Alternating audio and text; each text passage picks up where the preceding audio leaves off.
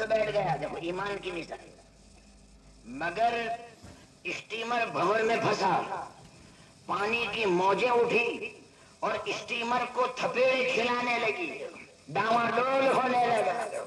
Steamer ڈاواڈول ہم نے سنا ہے, حالانکہ اسٹیمر کتنی بڑی ہوتی ہے دیکھا آپ نے بمبئی کی گودی پر جا کر, یا ویراول یا کنڈلا بندر پر جا کر دیکھ لینا ایک اسٹیمر کتنا بڑا ہوتا ہے, پانی کا جہاز. مگر جب ہوا چلتی ہے, طوفان آتا ہے, پانی کی موجیں اٹھتی ہیں, تو اسٹیمر کو ہلا کے رکھ دیتی ہے. اسٹیمر تو ایسے وقت میں لنگر ہوتا ہے, وہ اسٹیمر کے آگے رکھا ہوا ہوتا ہے. دیکھنا آپ بمبئی گودی پر جا کر, وہ لنگر ہوتا ہے. وہ لنگر اسی لیے ہے کہ اگر طوفان گھیر لے اسٹیمر کو اور ڈاواڈول ہونے لگے تو لنگر کو پھینکتے نیچے, اور وہ نیچے جا کر جو کیچڑ ہے اس کیچڑ میں جا کر پھنس جاتا ہے. اور وہ لنگر پھر وہ اسٹیمر کی حرکت کو بند کر دیتا ہے. جیسے کسی چیز کو باندھ دیا جائے تو اب وہ اس کی حرکت اسٹیمر کی دھیرے دھیرے دھیرے بند ہو جاتی ہے. علماء نے فرمایا یہ یقین کی مثال ہے. یقین بھی اسی کا نام ہے کہ چاروں طرف سے حالات مخالف ہوں, کوئی شکل بچنے کی نہ ہو, لیکن تو نے چونکہ آج فجر کی نماز پڑھی ہے جماعت کے ساتھ, تو تجھے یقین رکھنا چاہیے کہ آج تیری زندگی کی یہ کشتی ڈاواڈول نہیں ہو سکتی ہے. حدیث میں جس نے فجر کی نماز پڑھ لی وہ اللہ کی ذمہ داری میں آ گیا, اللہ کی ذمہ داری میں. اب اس کو کوئی چھیڑ نہیں سکتا. اگر اس کو کوئی چھیڑے گا تو اللہ اس کو نہیں چھوڑے گا. کیوں کہ اللہ کی ذمہ داری کے پردے کو پھاڑا ہے. یہ فجر کی نماز, فجر کی نماز کی اہمیت ہے. میرے بزرگوں, نماز پر یہ فضائل ہیں تو اس کا یقین بھی ہونا چاہیے ہمارے دل میں. ہمارے دل قبول بھی کر لیں کہ ہاں نماز پر یہ اجر اور یہ ثواب اور یہ بدلہ ضرور ملتا ہوگا, روزے کے اوپر وہ اجر ملتا ہوگا, زکوٰۃ دینے پر وہ بدلہ ضرور ملتا ہوگا. مال میں برکت ہوتی, مال بڑھتا ہے زکوٰۃ دینے سے, اور سود کھانے سے مال گھٹتا ہے. یاد رکھنا, مال گھٹتا ہے, بڑھتا نہیں. تو ایمان اور یقین یہ اصل مایا ہے, اور آج پوری دنیا میں جو محنت ہو رہی ہے وہ ایمان اور یقین کو بنانے کی محنت ہے. اس بچے کی تقریر مجھے بہت پسند آئی, اقوال زریں. وہ بچی نے بڑے عجیب انداز میں اقوال زریں پیش کیے, قیمتی قیمتی نصیحتیں.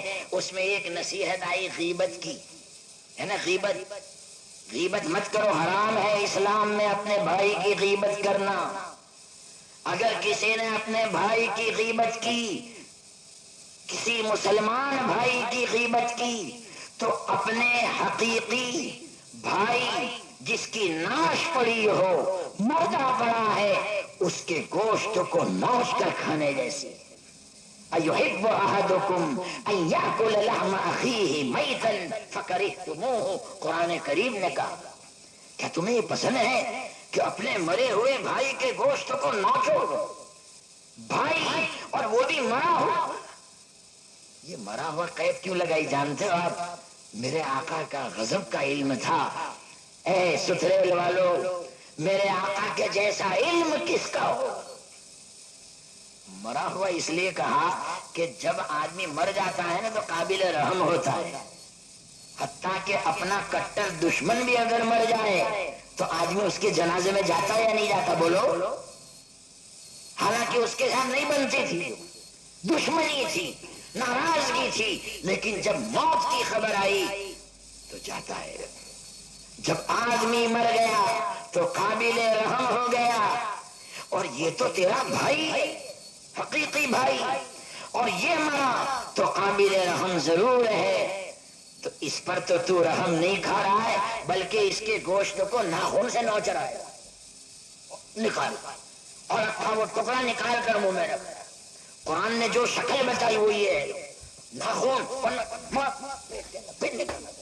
مرے ہوئے بھائی، اپنا بھائی سگا کوئی مرا ہوا ہے، اس کے گوشت کو نوچ نوچ کر کھانا۔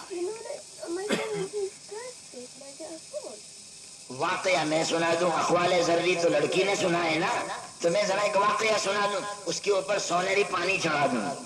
یہ اصل میں کلر چڑھا رہا ہوں، ڈبے تو آ کر گئے مگر میں کھول کھول کے لگا رہا ہوں۔ جو دو چار کلر پسند آئے نا وہ آپ کے سامنے لگا کہ یہ کلر ذرا ٹھیک تھے، یہ کلر بولے میں وہ لگا رہا ہوں۔ یہ جتنی باتیں میں کہہ رہا ہوں ڈبے کھول رہا ہوں، وہ آئے تو بہت پکا لوٹ مال آ کے گیا ابھی میرے سامنے اور آپ کے ساتھ۔ ایک غلام تھا، چغل خور تھا، غیبت کی اس کو عادت تھی۔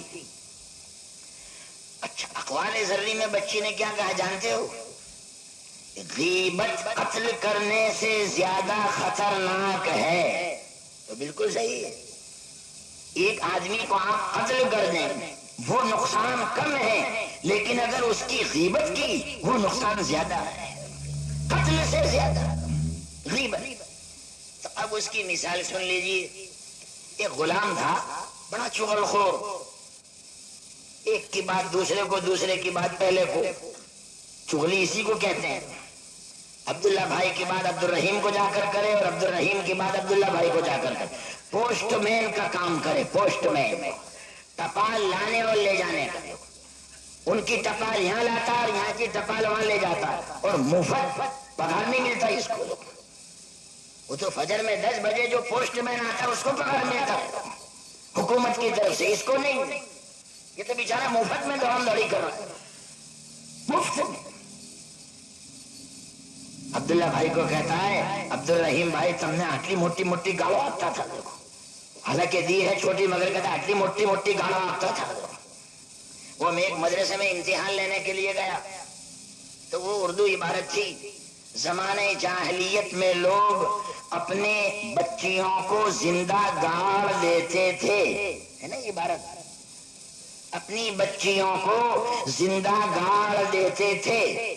تو میں نے ایک بچے سے پوچھا بیٹا اس کا مطلب بتا، تو بچہ بچہ ہی ہوتا ہے، تو بچہ کہنے لگا پوتانی چھوکریوں نے موٹی موٹی گاڑو آتا تھا، زندہ اتنے موٹی موٹی۔ میں نے کہا موٹی موٹی، تو وہ ایک گالی میرے سامنے بول کے بتائی اس نے، خیر میں تو نہیں بتا رہا آپ کے سامنے مگر اس نے بتائی مجھے کہ آؤ کے جاتا چھوکریوں نے۔ شاباش بیٹا بہت سرل مطلب بتائی ہوئی ہے۔ ایک مدرسے میں امتحان لینے گیا دروس التاریخ کا، تو اس میں ہے ان رسول اللہ صلی اللہ علیہ وسلم بعث معاذا الى اہالی الیمن، حضور نے حضرت معاذ رضی اللہ تعالیٰ عنہ کو یمن کی طرف قاضی بنا کر بھیجا تھا۔ تو میں نے ایک لڑکے سے پوچھا اس کا ترجمہ کر، تو کرتا ہے حضور اکرم صلی اللہ علیہ وسلم نے حضرت معاذ کو یمن والوں کی اہلیاؤں کی طرف بھیجا تھا۔ وہ اہل کا ترجمہ اس نے اہلیہ سے کیا، یعنی یمن والوں کی جتنی عورتیں تھیں نا ان عورتوں کی طرف قاضی بنا کر بھیجا دو۔ میرا عزیز ہوتا ہے بعد مرتبہ یہ نہیں ہے غیبت۔ خیر وہ تو پھر ان بچوں کو میں نے بتایا کہ اس کا یہ مطلب ہوتا ہے غیبت اور چغلی دونوں ایک ہی ہے۔ اپنے مسلمان بھائی کے پیٹھ پیچھے کوئی ایسی بات کرنا جو اس کو خبر لگے تو برا لگے، اور ایک کی بات دوسرے کو، دوسرے کی پہلے کو، اس کو چغلی کہتے ہیں۔ یہ پوسٹ مین کی مثال ہے، اور ابھی مفت میں۔ خیر وہ غلام کو یہ عادت تھی۔ اللہ تعالی ہم سب کی حفاظت فرمائے، بولو آمین۔ یہ خطرناک بیماری ہے، یاد رکھنا، خطرناک، اور اس سے فتنہ زیادہ پھیلتا ہے۔ خیر وہ آقا بھی پریشان تھا کہ کیا اس کو کمبخت کو غیبت کی عادت پڑ گئی ہے۔ ایک آدمی غلام خریدنے کے لیے آیا تو اپنی مال کا نقصان تو بتا دینا چاہیے نا۔ کپڑے کی دکان ہے تمہاری، کپڑا اندر سے سڑا ہوا ہے، اور کوئی آدمی کپڑا لینے کے لیے آیا تو تمہیں بتا دینا پڑے گا کہ بھئی یہ عیب والا کپڑا ہے، ذرا دیکھ کے لے۔ بتانا پڑے گا. اس نے کہہ دیا کہ بھائی دیکھ یہ غلام کو خرید کے تو کیا کرے گا, چغل خور ہے, چغلی کرتا ہے اور غیبت بہت کرتا ہے, یہ عیب والا مال ہے میرے پاس, یعنی سڑیلا مال. اس نے کہا کہ خیر میرے پاس آ کر یہ ٹھیک ہو جائے گا, مجھے تو ضرورت ہے اور خرید نہیں. اس نے بیچ دیا. اب یہ چغل خور غلام گیا اس دوسرے مالک کے پاس, تو پہلے تو ذرا ٹھیک رہا, پہلے ہر آدمی سیدھا رہتا ہے نا, وہ کرنڈیے میں سے سانپ تو بعد میں نکلتا ہے, پہلے تو ہر آدمی ٹھیک رہتا ہے, ٹھیک ہاتھ بھی ایسے وال کے کھڑا رہے گا اور ذرا جھکے گا بھی بہت, اور آپ کا نمک حلال ہو اور آپ کا بالکل وفادار, وہ بعد میں پھر کرنڈیا کھولتا ہے دھیرے دھیرے. اب یہ غلام نے دیکھا کہ سال 1.5 سال ہو گیا, اب وہ کھجلی تو آئی رہی تھی غیبت کرنے کی. پرانا بھڑوا جلدی مکان خالی نہیں کرتا ہے نا, جو پرانا بھڑوا ہو وہ جلدی مکان نہیں خالی کرتا. اب اس کو ضرور کھجلی تو آئی رہی تھی.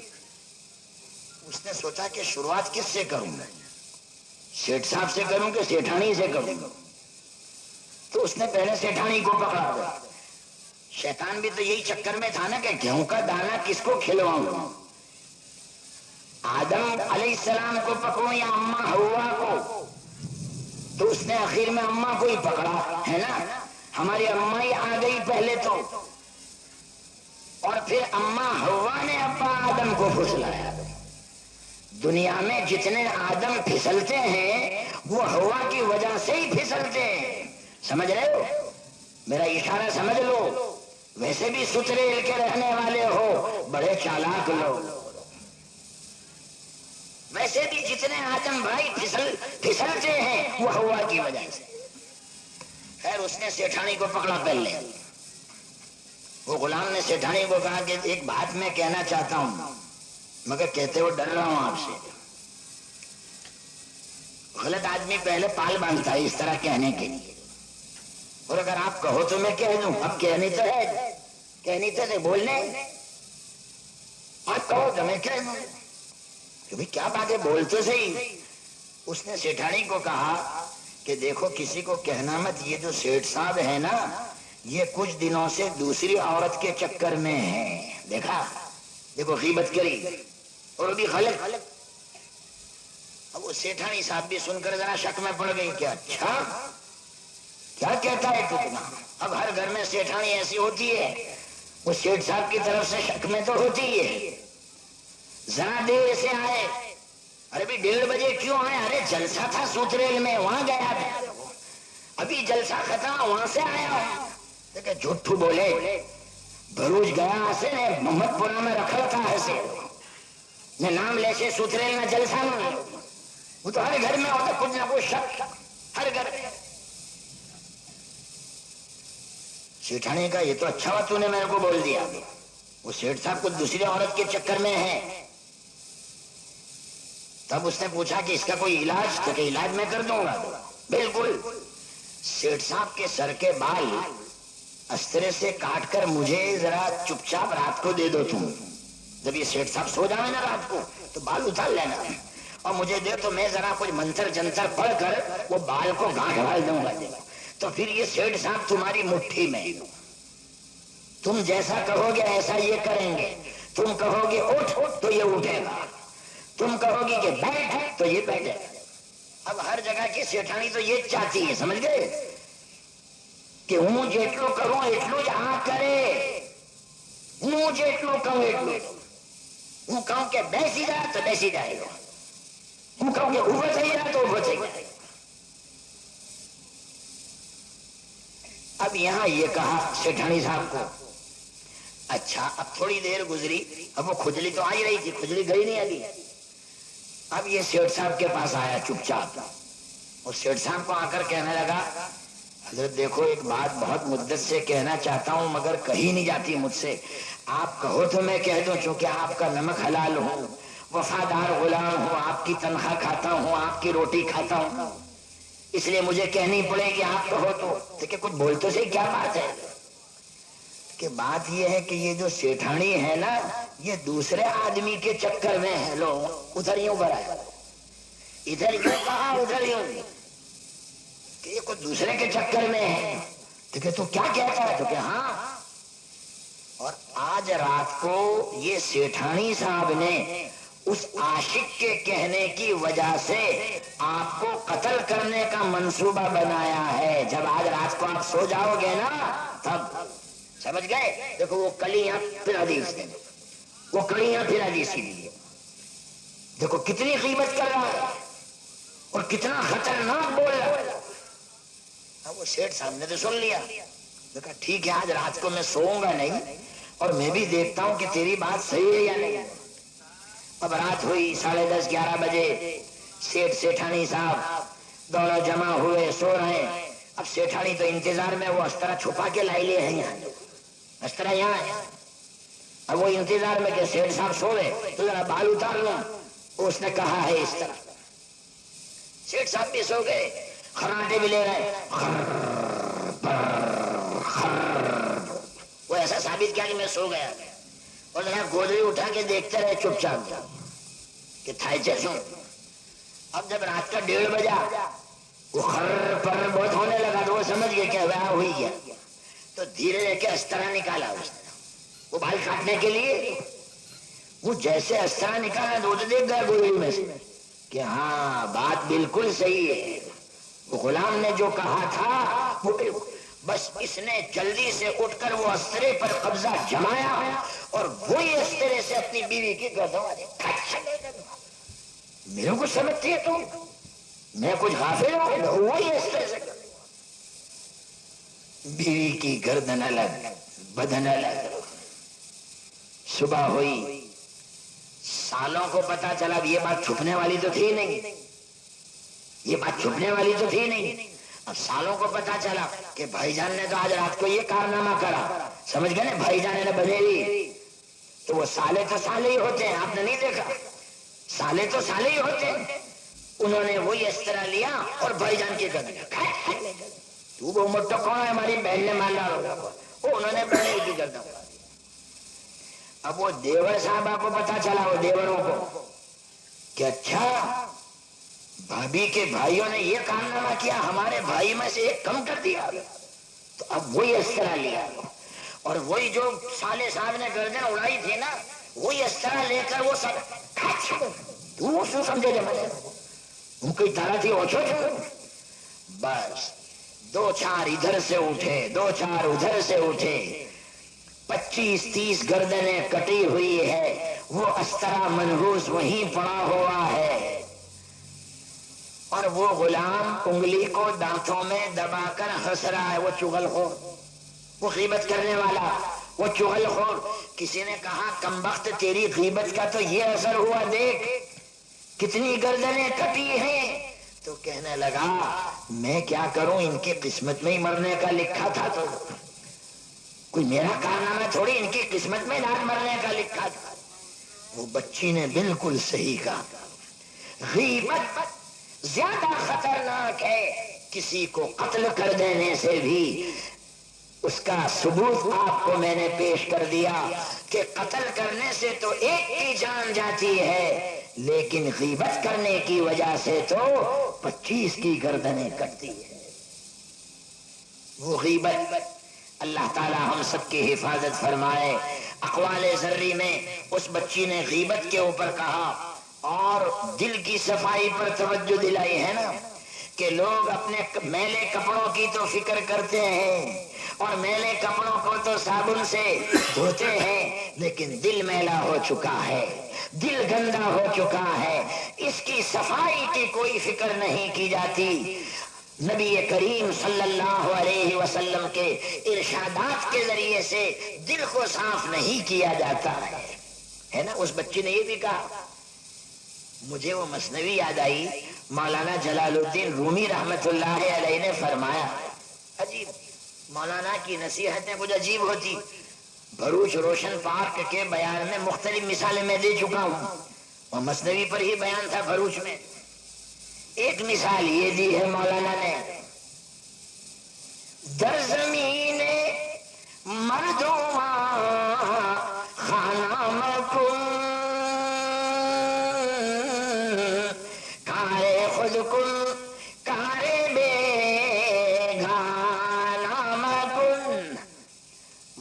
مثنوی میں فرمایا لوگوں کی زمین میں اپنا مکان مت بنا ورنہ تجھے توڑنا پڑے گا. زمین دوسرے کی ہے مکان اپنا ہے. یہ کیا بے وقوفی کر رہا ہے؟ پہلے زمین کا پلاٹ خرید پھر مکان بنا تو یہ مکان کی حفاظت ہو سکے گی ورنہ نہیں. مولانا آگے فرماتے ہیں اب وہ بیگانہ کون ہے وہ مطلب سمجھاتے ہیں. کس بیگانہ جانے خاکی تو کز برائے اس غمنا کیے تو. مولانا فرماتے ہیں مثنوی میں اجنبی لوگوں کا کام مت کر. تو جانتا ہے اجنبی کون ہے؟ تیرا یہ بدن ہے جو مٹی سے بنا ہوا ہے. دیکھو یہ اجنبی ہے یا نہیں؟ بولو یہ مکان میں ہمیشہ رہے گا کوئی؟ میں اس مکان میں رہتا ہوں موت تک رہوں گا اور جب موت آئی تو یہ مکان میں سے مجھے نکلنا پڑے گا. یہ مکان ہے. کتنے مکان اسٹیج پر بیٹھے ہیں دیکھیے, کتنے مکان نیچے سامنے بیٹھے ہیں. یہ سب کرائے کے مکان والے ہو. سسریل والو سمجھ لو اس نصیحت کو, جب موت آئے گی تمہیں یہ کرائے کا مکان خالی کرنا پڑے گا. آج تک آپ نے ستریل میں دیکھا کسی کی موت آئی اور یہ بدن میں سے نہ نکلا ہو کہ نہ بھائی میں تو نہیں نکلنا چاہتا, میں نہیں نکلوں گا, میں نہیں نکلوں گا. نکل کر رہے گا, اپنے وطن میں جا کر رہے گا. دنیا کے او مسافر منزل تیری قبر ہے, طے کر رہا ہے جو تو 2 دن کا یہ سفر ہے. میرے خیال سے وہ نظم بھی ہو گئی. میں کپڑے بدل رہا تھا گھر میں سن رہا تھا وہاں سے, میں سن رہا تھا طے کر رہا ہے جو تو 2 دن کا یہ سفر ہے. یہ 2 دن کا سفر ہے, تیسرا دن تیرا قبر کے گھر میں. مولانا فرماتے ہیں اجنبی یہ تیرا بدن ہے جو مٹی سے بنا ہوا ہے اور اسی کی فکر میں رات دن تیرا دوڑنا, تیری دوڑ دھوپ ہے رات دن ہے نا. یہ آدمی رات دن دوڑتا ہے کس لیے؟ بدن کے لیے. اپ ڈاؤن کر رہا. گجرات کن روزانہ بھروچ اسٹیشن پر سے بھری ہوئی گزرتی ہے, دیکھنا صبح ایک دن بھی گجرات کن خالی نہیں جاتی. کیوں؟ سب جا رہے ہیں up down, up down, up down. سوارے جائے چھے پاچھا آوے چھے, سوارے جائے چھے پاچھا. بھیڑ بھیڑ ہے, پاؤں رکھنے کی جگہ نہیں. یہ کس لیے؟ یہ اسی لیے کہ بس کسی جسم کی, اسی جسم کی فکر میں.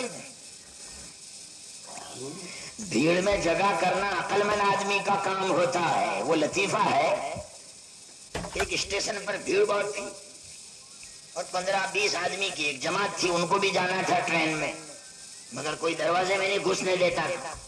تو 15-20 میں ذرا ایک چالاک بھی ہوتا ہے نا, کہ ابھر ہوں ہمارا راستہ کرو, جو پاچھڑ دیا ہوتا ہے. وہ ایک دھکے مکے مارتا مارتا گھسی گیا اندر ڈبے میں, اور اندر جا کر چلانے لگا سانپ نکلا, سانپ نکلا, سانپ نکلا, اور بھگ دوڑ مچ گئی. تھوڑی دیر میں تو اکھا ڈبہ خالی. تو سب ساتھیوں کو کہتا چلو آ جاؤ, جلدی آؤ, جلدی ایک ایک پاٹیوں لے جاؤ, سوئی جاؤ, سب سو جاؤ, اور اٹھیو مت ایک بھی, تو اٹھا جب بھی مت. اب رات کو 10:30 بجے سو گئے بامبے سینٹرل پر, سب سو گئے. صبح 4 بجے آنکھ کھلی تو 4 بجے تھے. یہ سمجھے کہ بھروچ آنے کی تیاری ہوگی, بڑودہ ایکسپریس بھروچ آنے کی تیاری ہوگی. تو ڈبے میں جھاڑو دینے والے بچے چڑھے. وہ جھاڑو دینے والے آتے ہیں. ایک نصیحت کر دوں آپ کو, جب نئے بوٹ لے کے بیٹھے ہو نا, جھاڑو والے آؤ تو ذرا بوٹ پاؤں میں پہنے لے رکھیو. ہاں, نہیں تو وہ جھاڑو والتے والتے وہ بوٹ بھی لے جاتے ہیں کبھی کبھی. ہاں یہ آپ کو کہہ دو, نصیحت کر دو یہ بھی, تو ذرا بوٹ پہلے رہنے دے پاؤں میں, رہنے دینے تمہارے کو کاٹتے یہ بوٹ. پہلے رکھنے بھائی، ورنہ وہی بوٹ لے جائیں گے وہ جھاڑو والتے والتے۔ وہ جب بچے چڑھے تو ایک نے پوچھا کہ بھروچ آنے کی تیاری ہے؟ تو بچے نے کہا کیا بھروچ آنے کی تیاری؟ یہ تو بامبے سینٹرل ہے۔ دیکھیں فجر 4 بج گئے، تو کہتا سینٹرل ہے۔ ہاں، دیکھیں یہ کیوں ہوا؟ تو وہ جھاڑو دینے والا کہنے لگا تم میں سے ایک رات کو چلایا تھا کہ سانپ نکلا سانپ نکلا سانپ نکلا، تو ریلوے والوں نے اکھا ڈبہ ہی کینسل کر دیا۔ دیکھو کہ ڈبہ یہاں رہنے تو اکھی گاڑی گئی، اکھی گاڑی گئی، ڈبہ یہاں ہے۔ یہ سانپ والا ڈبہ ہے، یاد رکھا آپ نے، یہ سانپ والا ڈبہ ہے، اور اکھی ٹرین تو بھروچ کے پاس پہنچنے بھی آئی۔ میرے عزیزوں، میرے بزرگوں، ان علماء نے علم کی قدر کی تو کہاں سے کہاں پہنچ گئے، اور اس مکتب اور مدرسے کی ہم نے قدر نہیں پہچانی تو ہم تو جہاں تھے وہاں کے وہیں رہے، وہیں کے وہیں رہے۔ تو مولانا فرماتے کہ تیری رات دن کی دوڑ دھوپ یہ بدن کے لیے ہے جس کو تو خالی کرنے والا ہے۔ کذبرائے اوست غمنا کیے تو، اسی لیے تیری رات دن کی دوڑ۔ اور مولانا نے آگے فرمایا، وہ بچی نے کہی وہی بات مثنوی میں ہے، مشق برتن مازن بر دل بہمائے، مشک کے بود نام پا کے ذوالجلال۔ مولانا رومی فرماتے ہیں مشک کو بدن پر مت لگا، دل پر لگا، اور دل کی مشک ہے اللہ کا پاک نام۔ اللہ کا نام لے، اس کا ذکر کر۔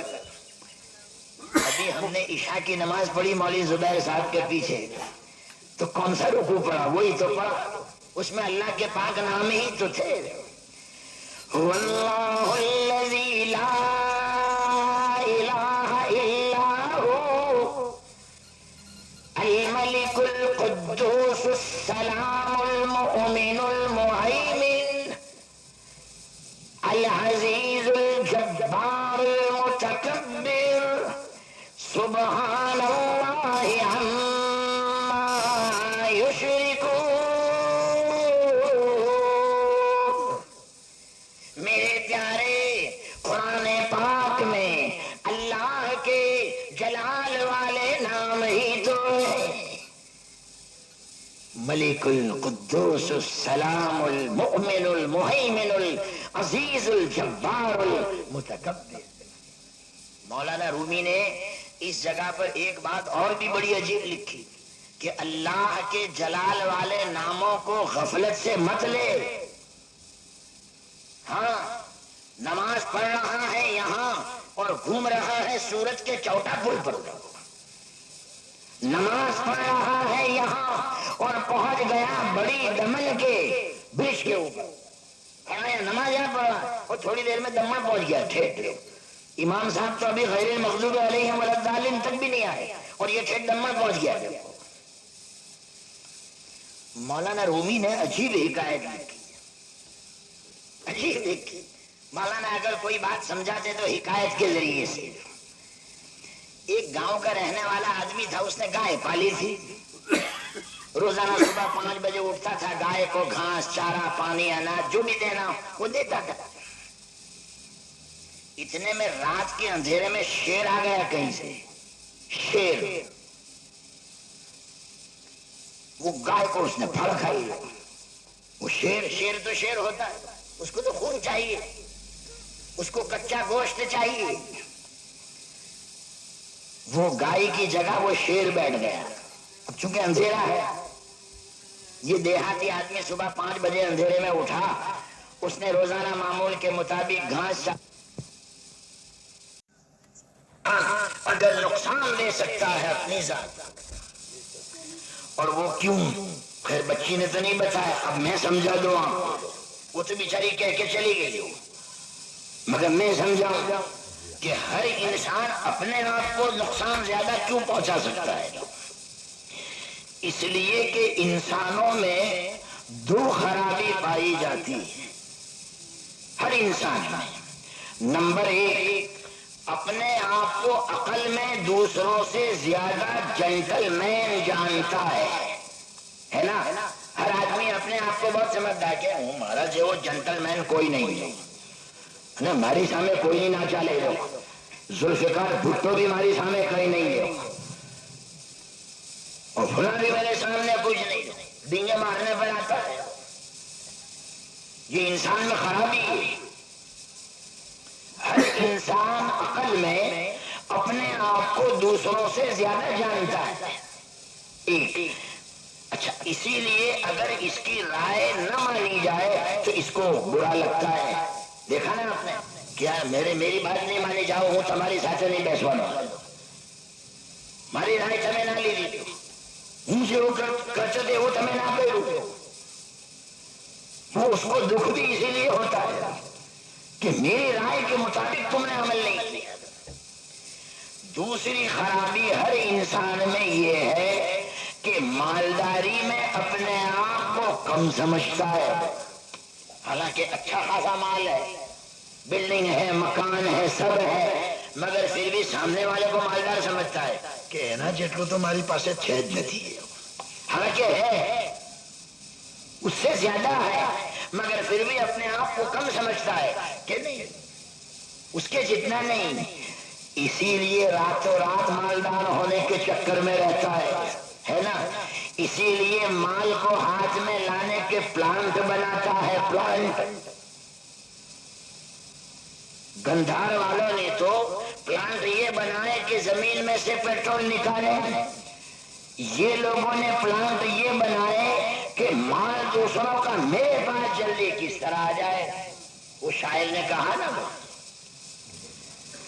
پرائے مال کو اپنا سمجھے، حرام کو بھی حلال جانے، کرے گناہ اور کمال سمجھے، بتاؤ دنیا میں کیا رہا ہے، بتاؤ دنیا میں کیا رہا ہے۔ رشتہ داروں میں یہ حالت ہے، بھائی کا اب ہے بھائی ریزر، حقیقی بیٹی ہے ماں کی دشمن، پسر نے چھوڑا پدر کا دامن، بہن کو بھائی ستا رہا ہے۔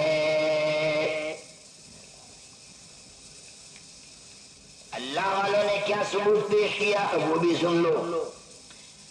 حضرت بایزید بستامی رحمت اللہ علیہ جا رہے تھے تو اللہ والوں کے بھی مخالف ہوتے ہر جگہ، ہے نا؟ آج ہی کا دور دیکھ لو، آج کا ہی زمانہ دیکھ لو، کوئی علماء کا مخالف، کوئی اللہ والوں کا مخالف، کوئی کیا سمجھ رہا ہے، کوئی کیا سمجھ رہا ہے، ہر دور میں۔ تو کسی نے برائی بیان کی نہ خراب کہا کہ لوگ چلے اپنے آپ کو پتہ نہیں کیا سمجھتے ہیں، تیسمار خان ہوا میں اڑتے ہیں، حالانکہ ہے کچھ بھی نہیں، دعویٰ کرتے ہیں غیب کا اور نظر رکھتے ہیں جیب پر، اور پتہ نہیں اپنے آپ کو کیا دعویٰ کر رہے ہیں کہ میں کون ہوں۔ جب حضرت نے یہ سنا تو غصے نہیں ہوئے۔ دیکھو سترے والوں برا مت لگانا، اسی لیے اللہ نے ہم کو ولایت نہیں دی، بڑی ولایت نہیں دی، اسی لیے نہیں دی۔ اللہ کو معلوم تھا کہ ذرا کوئی کڑوا بولے گا اور یہ کنٹرول سے باہر ہو جائے گا، لہذا اس کو مجھے ولی بنانا ہی نہیں ہے۔ ہاں چھوٹی ڈم لائٹ والی ولایت دی، وہ کل واگرا والی ڈم لائٹ دی ہم سب کو، وہ تو ہے ہی۔ بڑی ولایت اللہ نے نہیں دی۔ اللہ کو معلوم ہے کہ بات بات میں اتر آتا ہے، غصے ہوتا ہے، مرنے مارنے پر اتر آتا ہے۔ حضرت غصے نہیں ہوئے بلکہ اپنے نفس سے کہنے لگے اللہ اکبر اللہ اکبر۔ اپنے نفس سے کہا بھائی کی بات کا برا مت لگا، تو یقیناً جانتا ہے کہ تیرے اندر یہ کمزوریاں ہیں، تو یقیناً جانتا ہے یہ تیرا بھائی تو وہم اور گمان کی بنیاد پر کہہ رہا ہے، یقین کی بنیاد پر نہیں کہہ رہا۔ اگر تیری کمزوری کا اسے یقین ہو جائے گا تو تجھے زندہ بھی نہیں رکھے گا، اس لیے اگر اس نے تجھے برا کہا ہے تو برا مت لگا اس کی بات۔ دیکھا کیسی نصیحت۔ عید کا دن تھا، حضرت بایزید بستامی اچھے کپڑے پہن کر جا رہے تھے، کسی نے اوپر سے وہ راکھ پھینکی، وہ کچرا، کپڑے خراب ہو گئے۔ حضرت نے کپڑے جھاڑ دیے اور ہاتھ آسمان کی طرف اٹھا کر اتنا کہا پروردگار میں تیرا شکرانہ ادا کرتا ہوں کہ تو نے بایزید کو بچا لیا اور بایزید کا کام کچرے سے ہی ختم کر دیا۔ اے اللہ مستحق تو اس کا تھا کہ آگ کا انگارہ ڈالا جاتا اور انگارے سے جلا دیا جاتا، لیکن اے پروردگار وہ کچھ عورت کو۔ حضرت بایزید کی جگہ اگر ہم ہوتے تو سچ بتاؤ پہلے عید کی نماز ہوتی کہ اس کے جنازے کی نماز ہوتی؟ بولو، اس کے جنازے کی نماز ہوتی۔ عید بعد میں پڑھوں گا، پہلے تیرا جنازہ نکالوں گا۔ اس لیے بزرگوں اللہ نے ہم کو وہ کمالات نہیں دیے جو ان حضرات کو دیے تھے۔ بچی نے بڑے بہترین انداز میں اقوال ذری میں یہ بات بھی پیش کی، سوال و جواب میں حضرت سلیمان علیہ السلام کا وہ نمونہ بتایا۔ کہنے کہ وہ کون سے نبی ہیں جو لاٹھی کے سہارے کھڑے رہے اور جن کو وفات دے دی گئی؟ وہ حضرت سلیمان علیہ السلام ہے۔ بیت المقدس بنا رہے تھے، اللہ کے حکم سے بنا رہے، جنات کام کر رہے تھے، جنات، اور موت کا وقت آ گیا۔ موت نبیوں کا اکرام ہوتا ہے، پوچھا جاتا ہے تو اسرائیل علیہ السلام آئے اور حضرت سلیمان علیہ السلام سے پوچھا کہ حضرت اگر اجازت ہو تو روح نکالوں، تو حضرت نے کہہ دیا کہ اللہ کا گھر بنا رہا ہوں اور اللہ کے حکم سے بنا رہا ہوں، تو یہ جنات تو پھر بھاگ جائیں گے سب اور اللہ کا گھر ادھورا رہے گا۔ وہ اسرائیل واپس گئے اوپر، اللہ و سلیمان تو ایسا کہہ رہے ہیں، تو اللہ نے فرمایا کہ سلیمان سے کہو کہ اس کی فکر نہ کریں، وہ تو صرف اجازت دے دیں، میں جناتوں کو خبر لگنے ہی نہیں دوں گا کہ سلیمان کی روح نکل گئی، وہ میرا کام ہے، میرے ذمہ ہے، وہ تو صرف اجازت دے، میں سلیمان کے بدن کو لاٹھی کے سہارے کھڑا رکھوں گا۔ چشمہ پہنا ہے، اب پلکیں اوپر نیچے ہو رہی، وہ تو دکھتی نہیں تھی چشمے کے اندر، اور لاٹھی کے سہارے ایسا کھڑے، اور جنات سامنے کام کر رہے ہیں، تو وہ تو یہی سمجھ رہے ہیں کہ کھڑے دیکھ رہے ہیں ہم، روح نکل گئی۔ جب بیت المقدس بن کر تیار ہو گیا اور ادھری نے نیچے سے لکڑی کو کھایا، وہ لکڑی گری، حضرت سلیمان کا بدن بھی گرا، تب جناتوں کو پتا چلا کہ اوہو یہ تو کتنے ٹائم سے انتقال کر گئے ہیں، ہم اگر غیب کا علم جانتے تو یہ مصیبت میں کیوں رہتے۔ میرے بزرگوں وہ بڑا عجیب نمونہ تھا، اس سے سبق لے لو کہ موت کسی کو نہیں چھوڑتی۔ موت آہستہ آ کر یہ بولی اب چلو ساتھ اے میرے بھائی، حکم رب سے تمہیں لینے آئی، اب چلو ساتھ اے میرے بھائی۔ وہ شاعر نے کہا عجیب گا، میں زمانے کو بتلاؤں ہے موت کیا،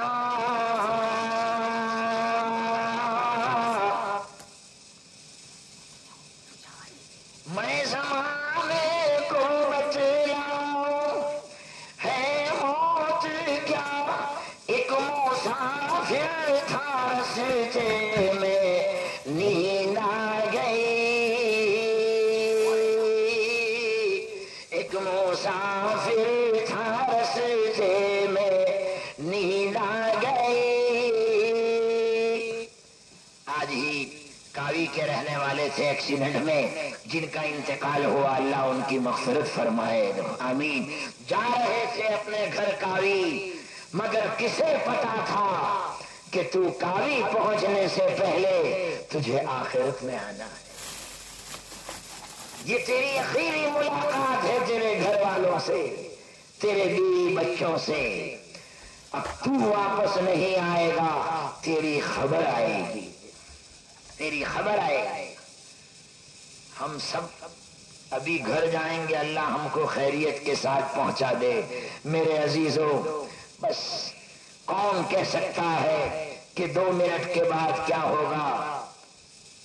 رہ کے دنیا میں زیبا نہیں بشر کو غفلت، موت کا دھیان بھی لازم ہے کہ ہر آن رہے۔ جو بھی بشر آتا ہے دنیا میں، یہ کہتی ہے قضا میں بھی پیچھے چلی آتی ہوں، ذرا دھیان رہے۔ ایک نمونہ سن لو، 1.25 گھنٹے میرے ختم ہو رہے ہیں، 5 منٹ باقی ہے۔ بہرحال یہ جو پروگرامات پیش کیے گئے یہ بڑے عجیب تھے۔ اس میں ایک بات یہ بھی آئی، پانی کا عذاب سب سے پہلے کس قوم پر آیا ہے نا؟ تو وہ حضرت نوح علیہ السلام کی قوم پر آیا۔ جب کفر کیا، شرک کیا، اللہ کی دین کا اور شریعت کا مقابلہ کیا تو آیا پانی کا عذاب آیا۔ اگلی امتوں پر اللہ نے عذاب بھیجے، کسی امت پر پانی کا عذاب، کسی پر آندھی کا، کسی امت پر ہوا کا عذاب، کسی پر آگ کے انگارے۔ جب غلط کام کرتے تھے قوم لوط، سدوم کے رہنے والے جب لواطت میں مبتلا تھے اور غلط اپنی خواہشات کو پوری کرتے تھے، آج دنیا اس کام کے پیچھے پڑی ہوئی ہے۔ یاد رکھنا، عقل پر جب پتھر پڑ جاتے ہیں نا تو آدمی ایسے قانون بناتا ہے کہ لڑکا بھی لڑکے سے نکاح کر سکتا ہے، کیونکہ عقل پہ پتھر پڑ گئے۔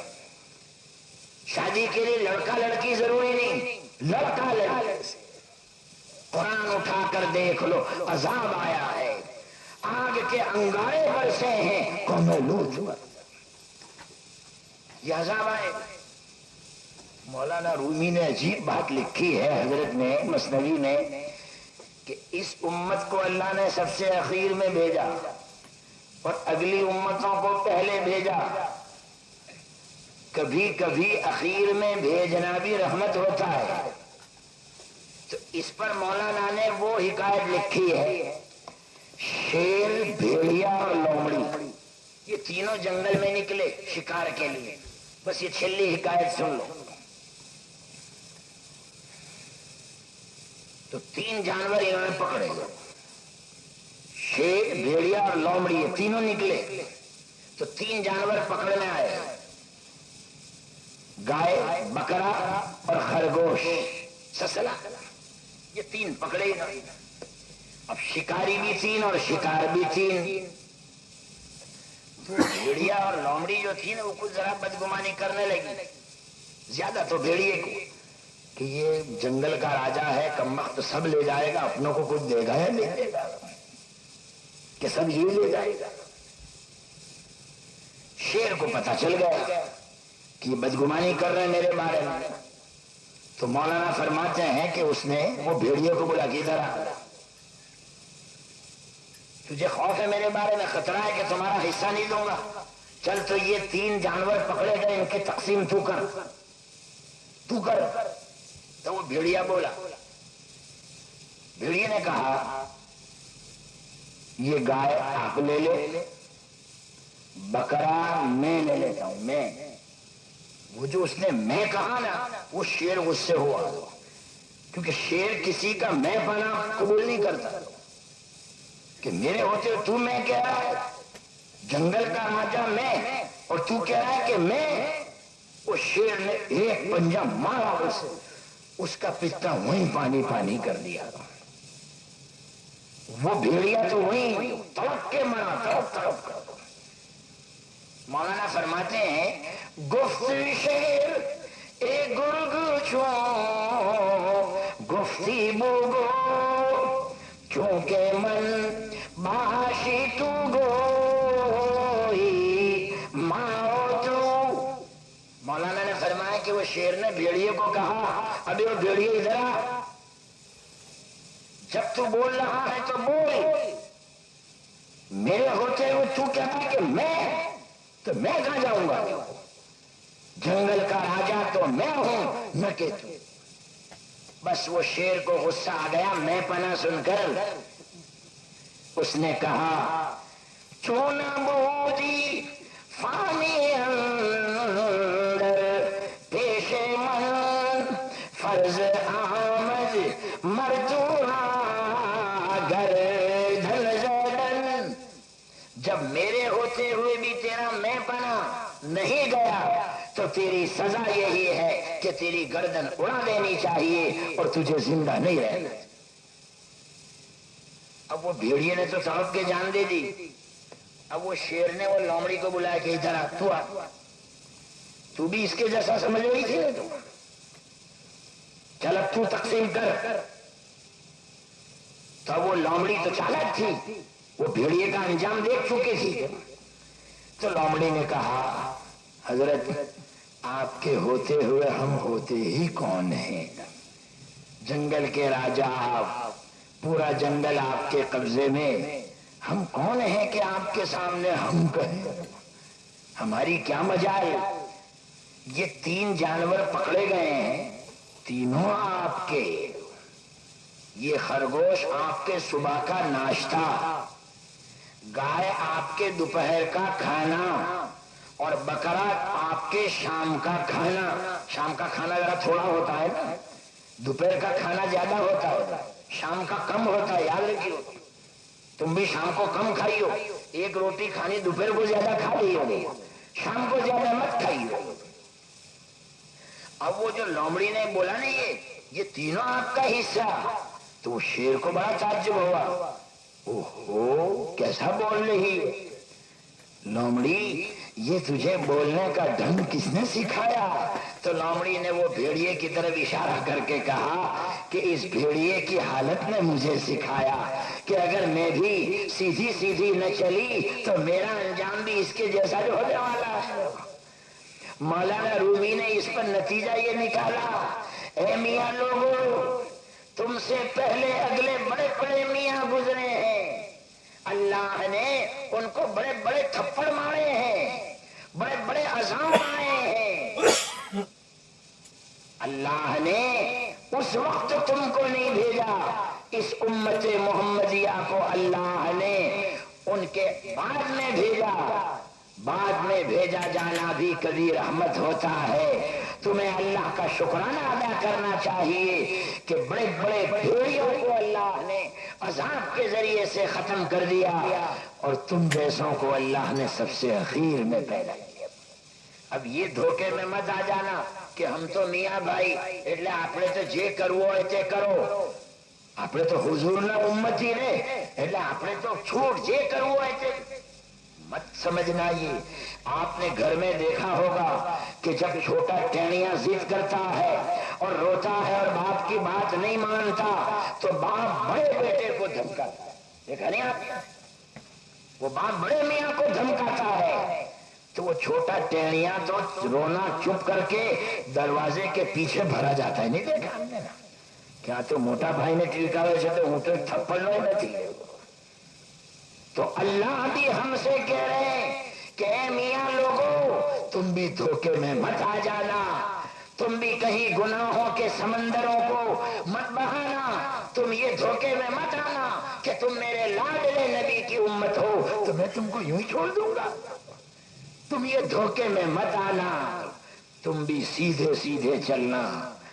تم سے اگلی امتوں کو میں مار چکا ہوں، ہلاک کر چکا ہوں، پوری امت کو تم میرے لاڈلے نبی کی امت ہو، تم سیدھے سیدھے چلنا، تم کو ان کا انجام بتا دیا تاکہ تم تو سدھر جاؤ، تم تو سیدھے چلنے لگ جاؤ۔ تو بہرحال یہ عذاب حضرت نوح علیہ الصلوۃ والسلام کی قوم پر آیا، اور یہ بہت بہترین پروگرامات تھے جو ہمیں بہت پسند آئے، اور اسی لیے 1.25 گھنٹہ میں نے ان بچوں کے پروگراموں کو ذرا کھول کر، وہ بچے جو کہنا چاہتے تھے ان کو میں نے ذرا تفصیل سے آپ کے سامنے بیان کیا۔ دعا فرمائے اللہ تعالی ہمارے آج کے جلسے کو قبول فرمائے، امت کے لیے خیر کا ذریعہ فرمائے۔ اور قرآن پاک کی آیت اسی لیے پڑھی کہ اللہ فرماتے ہیں کہ اگر تمہیں اللہ سے محبت کا دعویٰ ہے تو اے نبی تم کہہ دو کہ میری اتباع کریں، میری سنتوں پر چلیں، میرے نقش قدم پر چلیں، تو اللہ تم سے محبت کرنے لگے گا اور تمہارے گناہوں کو معاف کر دے گا، اور اللہ تعالیٰ تو گناہوں کو معاف کرنے والا ہی ہے۔ دعا کریں اللہ تعالیٰ ہماری اس جلسے کو قبول فرمائے اور ہمارے لیے خیر کا ذریعہ فرمائے، آمین۔ وآخر دعوانا ان الحمد للہ رب العالمین۔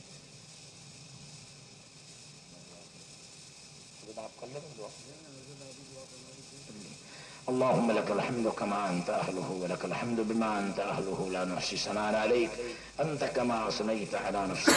اللهم لك الحمد على نعمة الإيمان ولك الحمد على نعمة الإسلام ولك الحمد على نعمة القرآن ولك الحمد بما خلقتنا وبما حجيتنا وبما علمتنا وبما هديتنا وبما فرجتنا وبما أنقذتنا ولك الحمد على كل نعمة أنعمتها علينا من قديم أو حديث من سر أو علانية من قليل أو كثير من خاصة أو عامة من حي أو ميت ولك الحمد حتى ترضى بنا وارض عنا حبيبك محمد صلى الله عليه وسلم. اللهم ثبتنا على الإيمان وأمتنا على الإيمان واحشرنا يوم القيامة مع الإيمان. اللهم لا سهل إلا ما جعلته سهلا وأنت تجعل الحزن سهلا إذا شئت. اے اللہ ہم سب پر رحم فرما، کرم کا معاملہ فرما، عفو درگزر کا معاملہ فرما. اے اللہ ہم سب کی بگڑی بنا دے، پریشانیوں کو ختم فرما، ہم تمام کو ایک اور نیک بنا، صراط مستقیم پر ثابت قدمی عطا فرما. اے اللہ آج کے اس جلسے کو قبول فرما، اس مجمع کو قبول فرما، بیٹھنے والی ہماری ماں بہنوں بیٹیوں کو قبول فرما. اے اللہ ان بہنوں کے دلوں میں جو جائز مرادیں ہوں ان کو پوری فرما، مقاصد میں کامیابی عطا فرما، رکاوٹوں کو دور فرما، خیر کے فیصلے فرما. اے اللہ آج کے اس جلسے کو قبول فرما. اے اللہ ہمارے ان بزرگان دین کی آمد کو قبول فرما، ان علماء کے جمع ہونے کو قبول فرما. اے اللہ ان بچوں نے اور بچیوں نے ضروری باتیں پیش کی، اے اللہ جس کی تشریح و تفصیل میں نے کر دی. اے اللہ ان پروگراموں کو قبول فرما، اس مدرسے کو قبول فرما، مدرسین کو قبول فرما، کارکنان اور ذمہ داران کو قبول فرما، ان بچوں کے والدین کو قبول فرما، ان کے بھائی بہنوں کو قبول فرما. اے اللہ ان کے گاؤں اور بستی والوں کو قبول فرما، اطراف میں رہنے والوں کو قبول فرما.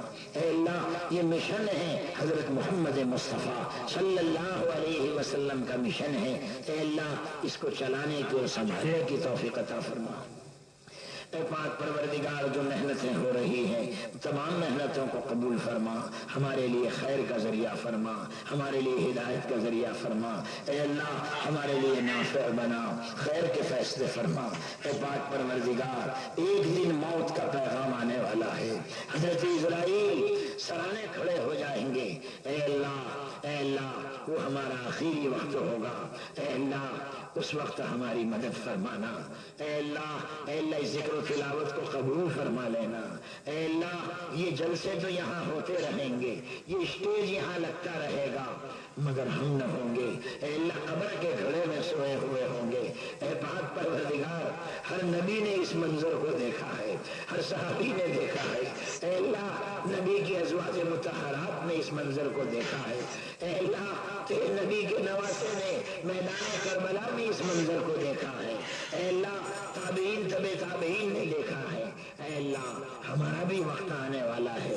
اے پاک پروردگار ہماری مدد فرمانا، ہماری مدد فرمانا، ہماری مدد فرمانا، ہماری عبادتوں کو قبول فرما لینا۔ اے اللہ ہر جلسے میں تیری بڑائی کا بیان ہوتا ہے، تیری کبریائی کی باتیں ہوتی ہیں، اے اللہ توحید کی دعوت ہوتی ہے، اے اللہ اس کو قبول فرما لینا۔ آپ کی بڑائی اور عظمت ہمارے دلوں میں پیدا فرما لینا۔ جہاں جہاں مدارس عربیہ آباد ہیں، مکاتب دینیہ اور دینی جماعتوں کا سلسلہ ہے، ان سب کو قبول فرما اور ہمارے لیے خیر کا ذریعہ فرما۔ ہمارے مرحومین کی مغفرت فرما، ان کے قبروں کو نور سے منور فرما، آخرت کے درجات کو بلند فرما۔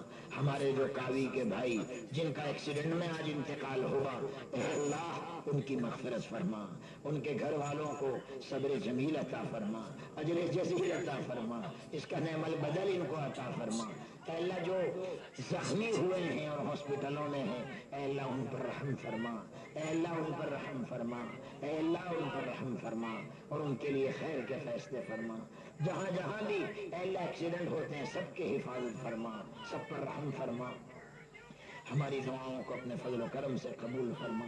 کل جب اس دنیا سے جانے کا دن ہو، ہم سب کی زبان پر کلمہ لا الہ الا اللہ محمد رسول اللہ کو جاری فرما۔